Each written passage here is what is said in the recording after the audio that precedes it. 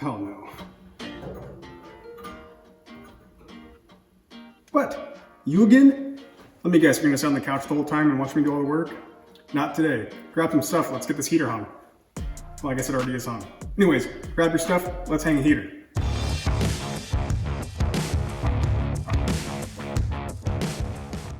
Alright, what's going on everyone, and welcome back to my shop.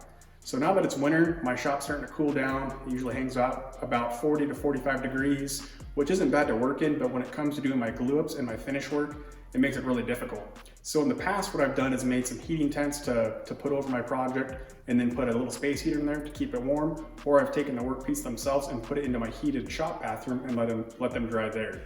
But that's getting kind of old. So today I'm gonna install this Big Max unit heater. It's 125,000 BTU. And my shop's 30 by 40, so this should heat it really nice and not have to run continuously. Along with hanging it, I'll be installing a switched outlet to power this heater up. So with that being said, let's get after it.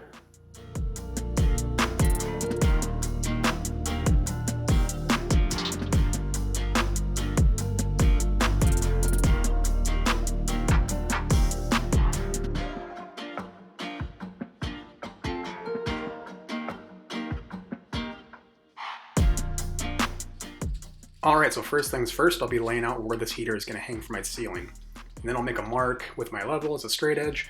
And then I made this little jig that'll actually help me align the template that I'm going to be using to know where to drill the holes into my ceiling for this heater.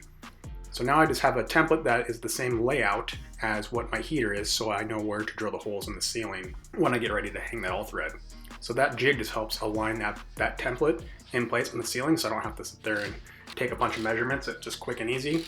So then I'll go back through after it's fastened and just use those holes that I pre-drilled as a template to drill into my ceiling. Now that all the holes are drilled, I'll just cut some random lengths of all thread. I think I picked about 16 inches, which is way too long, but I wanted to be able to cut these down or trim them down to size. After I get these cut out, I just took some scrap plywood and drilled some 3/8 holes in there that didn't go all the way through. And these will actually act as stops for that all thread. So that way I can push the all thread through and then air nail those blocks to the ceiling. That when I go up in the attic, those pieces of all thread will be sitting there waiting for me.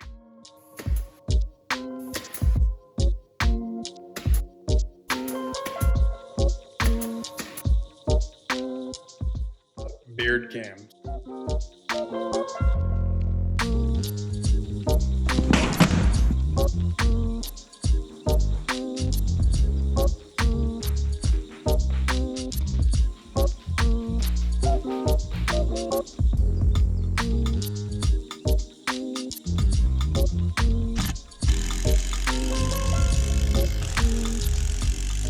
Alright, so your brake can't see it, but the brace is installed. Now I'm gonna go down, grab the actual mounting supports, and hopefully I can make this work. So I ended up removing the hook bracket because it was in the way for when I went to go install these heater brackets.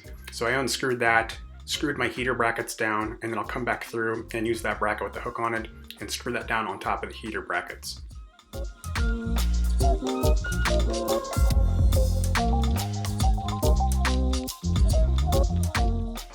So a handful of the reviews that I read on Amazon, people had stated that when their heaters showed up, it had been damaged in shipping, but surprisingly enough, mine came in perfect shape, so I was pretty happy about that.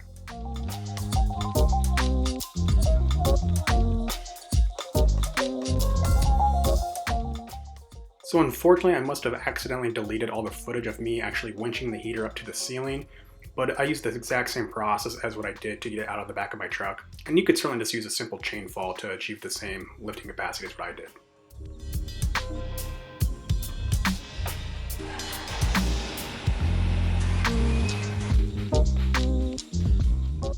Alright, so it's the next morning. I got this thing just hanging last night. It kind of kicked my butt, even having my side-by-side to use to help me kind of winch it up, but being a one-person operation, trying to winch and then get everything to line up on that all thread and then to kind of manually push up to get my nuts started on the all thread. It was a pain in the butt. So anyways, I got it hung to where it was kind of up in the air and a good stopping point for the day. I was getting frustrated, so I figured I'd call it quits. So now what I'm going to be doing is I'm going to be putting this kind of up into its final location, which it's only going to be about a couple inches off the top of my ceiling. So I'm gonna make some marks on that all thread on all four, run my nuts up so then I can push the unit up, and then run the lower nuts up to finish it off. So it should sit, you know, fairly level and look nice.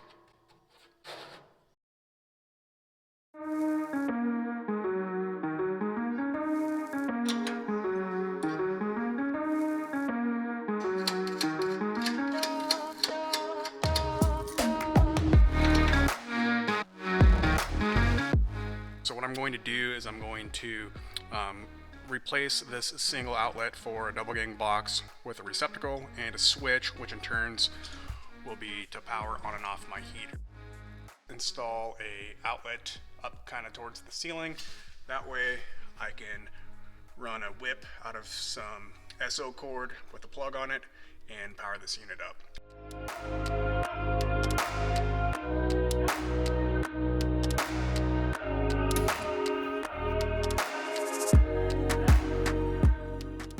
Although you saw me turn that breaker off for the circuit, it's always good practice to actually verify that with a meter.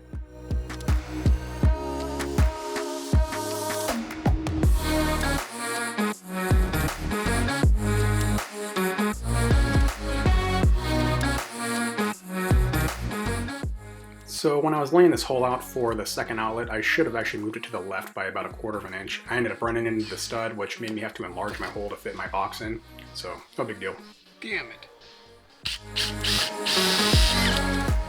So now I'm just running the power for that switched outlet that's going to be up by the heater. So I'm just pulling it up the wall and then out that hole for the outlet for the heater.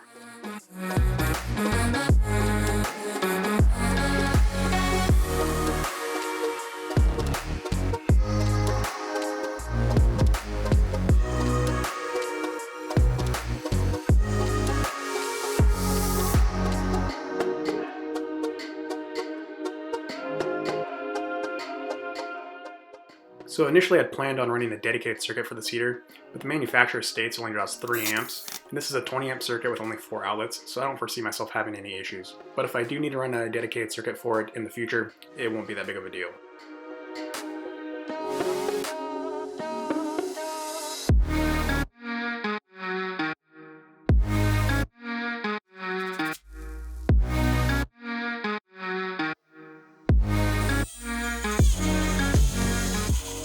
Alright, so this is a good spot to end part 1. We've got the unit heater hung, and we've got the electrical ran.